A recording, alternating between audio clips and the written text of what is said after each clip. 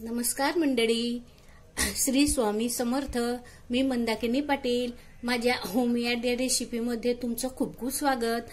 बघा, मी आज तुम्हाला हे आहे ना, याला खानदेशामध्ये यांना गिलके म्हणतात, काही ठिकाणी यांना घोसाळे सुद्धा म्हणतात. तर याची खूप वेगवेगळ्या प्रकारे भाजी बनवली जाते आणि हे लहान मुलांना एखाद्या वेळेस आवडत पण नाही. पण लहानांपासून मोठ्यांपर्यंत हे मी ज्या पद्धतीने करते त्या पद्धतीने जर केले ना तर सगळ्यांनाच एवढे आवडीने आणि टेस्टी लागते भाजी ना, आवडीने मनापासून खातात की तुम्हाला काय सांगू. तर चला, हे बघा, मी आज हे तुम्हाला भरून कसे करायचे, भरले गिलके कसे करायचे ती रेसिपी दाखवत आहे. त्यासाठी काय काय साहित्य लागतं काय नाही ते मी तुम्हाला सविस्तर दाखवते. चला तर मग बघा, आपण वेळ न दवडता आपण या रेसिपीला सुरुवात करूया. बघा, मी हे घोसाळे घेतलेले आहे आणि बाजारातून आणल्यानंतर मी हे स्वच्छ धुवून घेतलेले आहे. हे आणायला 2-3 दिवस झाले म्हणून हे थोडे अगदी कोवळे होते, म्हणून हे थोडे काळे पडलेले. तर हे सगळे गिलके हे घोसाळे करताना किंवा गिलके करताना हे घेताना कोवळे घ्यायचे, कडक घ्यायचे आणि कोवळे हे वरचं जे आवरण असतं ना हे मऊ असलं पाहिजे असे घ्यायचे. आणि याचे काय करायचे, असे तुकडे करायचे आपल्याला पाहिजे तसे आकाराचे. शेवटचं आणि आधीचं हे सुरुवातीला आधी कापून घ्यायचं, कट करून घ्यायचं. हे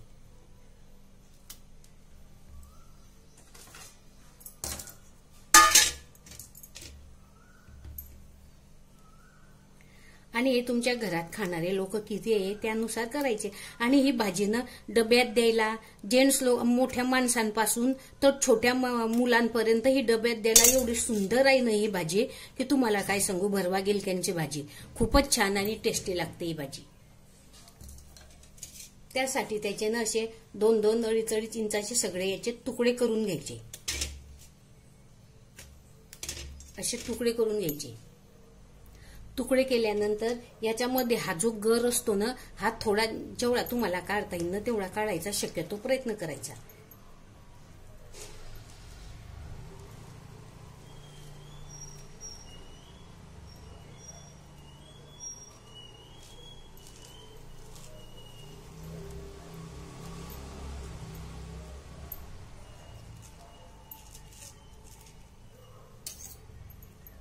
हे बघा, असे पोकळ करायचे, असे सर्व तुकडे करून घ्यायचे. आणि हे जे ना हे फेकून नाही द्यायचं. याचा पण उपयोग कसा करायचा पुढे ते मी तुम्हाला दाखवते. असे सर्व तुकडे आपण हे पोकळ करून घेऊ.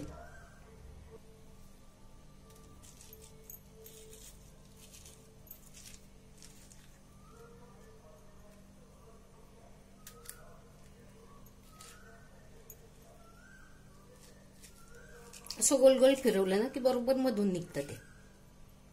त्यातला गर हा जो आहे ना मधून निघतो. आणि ते कोवळे असल्या कारण हा जो गर आहे ना हा पण खूप मऊ असतो. हे बघा, बघू शकता तुम्ही आपले सर्व गिलक्याचे हे तुकडे केलेले आहे ना, हे सर्व पोकळ केलेले आहे आणि त्यातला हा जो सर्व गर आहे ना हा काढून घेतलेला आहे. आता हे बघा, हे त्यासाठी मध्ये सारण भरायला लागतं ना, म्हणून काय घेतलेलं आहे मी, या 4 मिरच्या घेतलेल्या आहे, छोट्या हिरव्या मिरच्या घेतलेल्या आहे, हे आल्याचे तुकडे घेतलेले आहे, ह्या लसणाच्या पाकळ्या घेतलेल्या आहे, ह्या जवळजवळ बारीक आहे म्हणून ह्या थोड्या जरा जास्त घेतलेल्या आहे. 2-3 कढीपत्त्याचे पानं घेतले आहे, थोडं जिरं घेतलेलं आहे आणि कोथिंबीर घेतलेली आहे. हे आपण एकत्र याचा ठेचा करून घेऊ. त्या ठेच्यामध्ये हे जे गिलक्याच्या मधलं सारण काढलेलं आहे ना हे पण आपण याच्यामध्ये ठेचून घेऊ.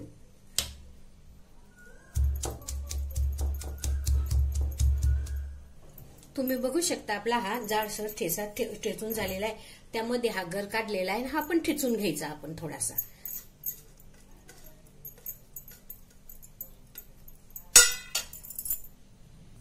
आता आपण कढईमध्ये गॅस पेटवून कढईमध्ये थोडं तेल घालू. तुम्हाला माझ्या ह्या रेसिपी मनापासून पाहायला आवडत असल्यास माझ्या चॅनलला शेअर करा, सबस्क्राईब करा आणि बेल आयकॉनचं बटन दाबा. म्हणजे मी असेच नवीन व्हिडिओ अपलोड केले म्हणजे तुम्हाला सर्वात आधी दिसतील. हे बघा, आपलं तेल छान तापलेलं आहे. तेल फोडणी देताना तेल आधी चांगलं तापू द्यायचं की मोहरी टाकता बरोबर चांगली तडतड उडली पाहिजे, तरच त्या फोडणीचा छान स्वाद लागतो. हे बघा किती छान तडतडलेले. जिरं टाकायचं, मोहरी टाकायची आणि त्यामध्ये आपण हा केलेला ठेचा आहे ना हा घालायचा.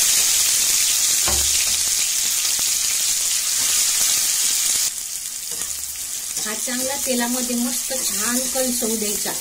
एकदम तेल सुटेपर्यंत छान मस्त. तो जर कच्चा राहिला ना तर मग थोडासा कडवटपणा लागतो भाजीला. म्हणून चांगला कलसवू द्यायचा याचा सुगंध सुटेपर्यंत. याचा सुगंध खूप छान सुटतो आणि चव तर एवढी जबरदस्त लागते ना ते तुम्हाला काय सांगू. बघा छान आपला कलसवला गेलेला आहे हा ठेचा. आता यामध्ये काय करायचं, थोडी हळद घालायची.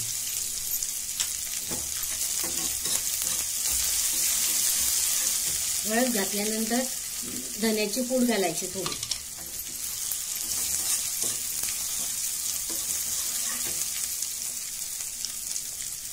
धन्याची पूड घातल्यानंतर आपलं किसलेलं खोबरं असलं ना ते घालायचं, किंवा आपल्या घरात आयतं असलं डेस्नेट कोकोनट ते घालायचं, किंवा खिसून घालायचं.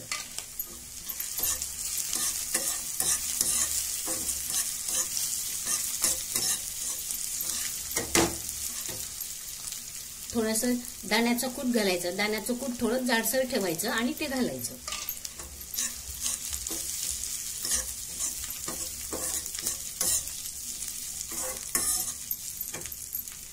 हिच्यात थोडा कांदे लसूण मसाला असतो ना तो घालायचा.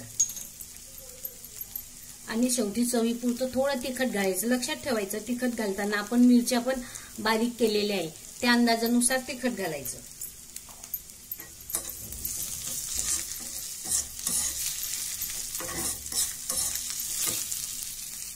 चिमूटभर हिंग घालायचा शेवटी.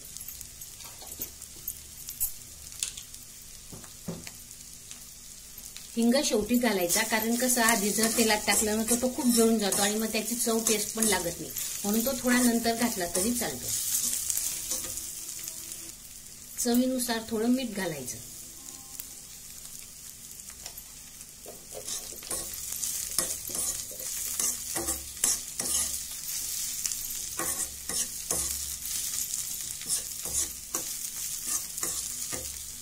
शेवटी अगदी थोडासा गुळ घालायचा. गुळ हा तुम्हाला आवडत असल्यास घाला, नाही घातला तरी चालतो. आणि याच्यामध्ये ना जर हे पातळ वाटत असलं तुम्हाला तर यात थोडंसं डाळीचं पीठ घातलं ना तरी चालतं. डाळीचं पीठ घालायचं, किंवा आपलं तिळीचं कूट असतं ना तिळीचं कूट घातलं तरी चालतं. असं बघा आपला हात त्या गिलक्यांमध्ये भरण्याचा हा सारण तयार झालेला आहे. आता आपण गॅस बंद करू. आपण आता गार होण्यासाठी एका प्लेटमध्ये हा केलेलं सारण काढून घेऊ. हे बघा मसाला आपला हा त्या गिलक्यांच्या तुकड्यांमध्ये भरलायचा हा मसाला खूप थंड झालेला आहे. आता आपण तो याच्यामध्ये भरून घेऊ.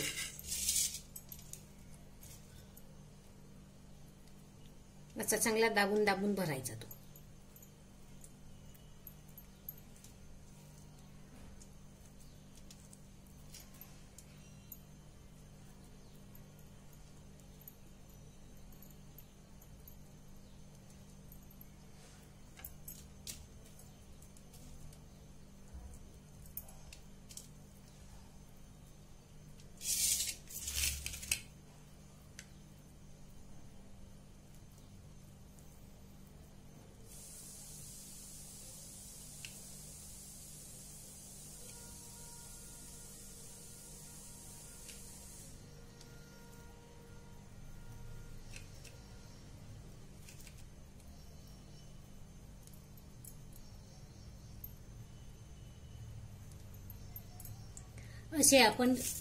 असे आपण हे सगळे तुकडे केलेले आहे ना त्यामध्ये भरून घ्यायचा.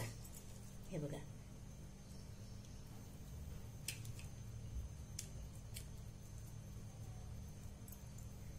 असा चमच्याच्या दांडीने भरायचा, नाही तो मध्ये असा.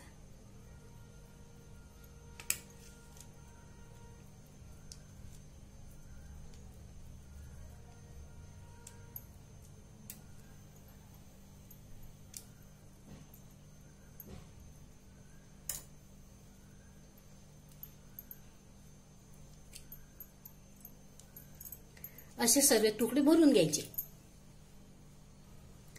हे बघा असे आपले हे गिलक्याचे तुकडे सर्व ते सारण भरून तयार झालेले आहे. गॅसवर कढई ठेवायची आणि त्यामध्ये तेल टाकायचं. तेल तापल्यानंतर त्यामध्ये थोडी मोहरी घालायची, जिरं घालायचं आणि ते तडतडल्यानंतर त्यामध्ये आपण हे भरलेले तुकडे असतात ना हे छान घालायचे असे एक एक एक.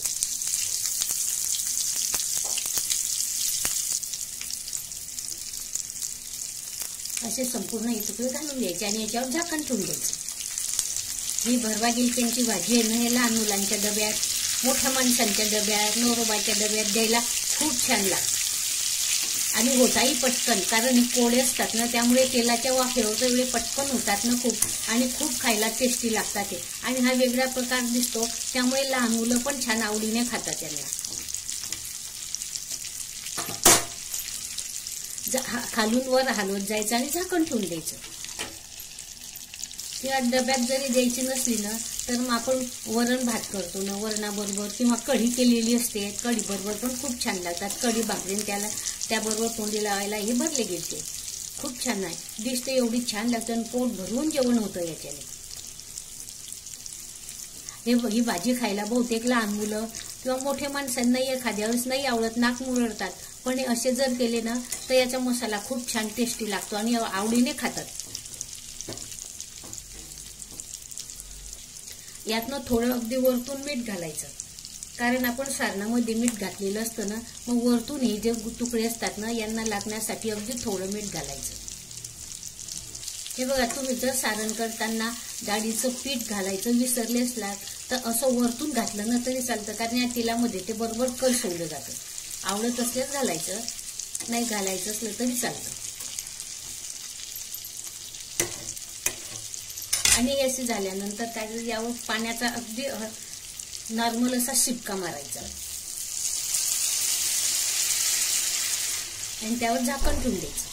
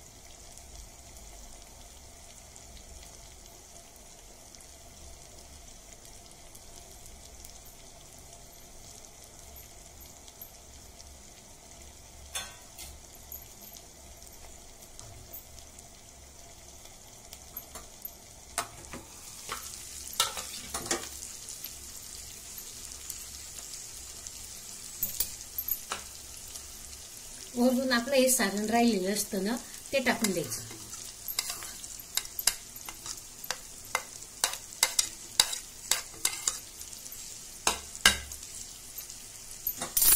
खालून वरच हलवायचं छान.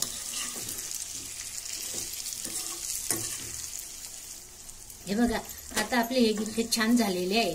हे बघा असे एकदम मऊ झालेले, हाताने पण असे तुटले जातात. असे झाले म्हणजे गॅस बंद करायचा. आता आपण हे झाले म्हणजे गॅस बंद करून घेऊ. हे बघा तुम्ही बघू शकता अशी आपली भरवा गिलक्यांची भाजी एकदम पूर्ण तयार झालेली आहे. पूर्ण तयार झाल्यानंतर त्यावर अशी थोडी वरतून कोथिंबीर टाकून द्यायची, म्हणजे दिसायला सुंदर दिसतं आणि चवीला पण खूप छान लागते.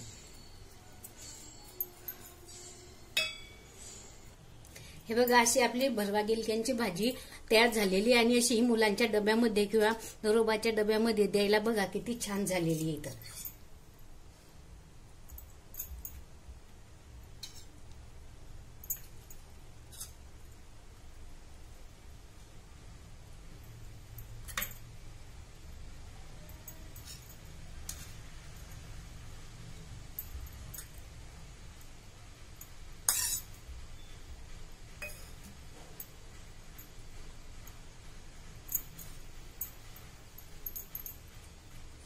याबरोबर वरतून तुम्ही हे सारण पण घालू शकता.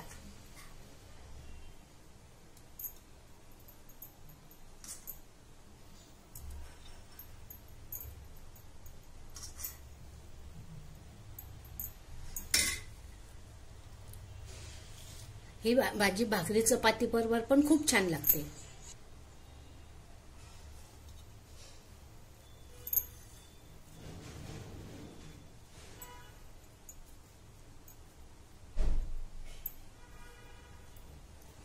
हे बघा किती छान डबा झालेला आहे. तर आणि भाजी चवीला पण खूप छान लागले. तुम्ही या प्रकारे एकदा घरी बनवून पहा आणि मला कमेंट मध्ये कळवा कशी लागते काही नाही. आणि या प्रकारे सारण करा तुम्ही, एवढी भाजी टेस्टीनं सुंदर लागते ना. बघा तुम्हाला माझी ही रेसिपी आवडली असल्यास लाईक करा, शेअर करा, सबस्क्राईब करा. धन्यवाद. श्री स्वामी समर्थ.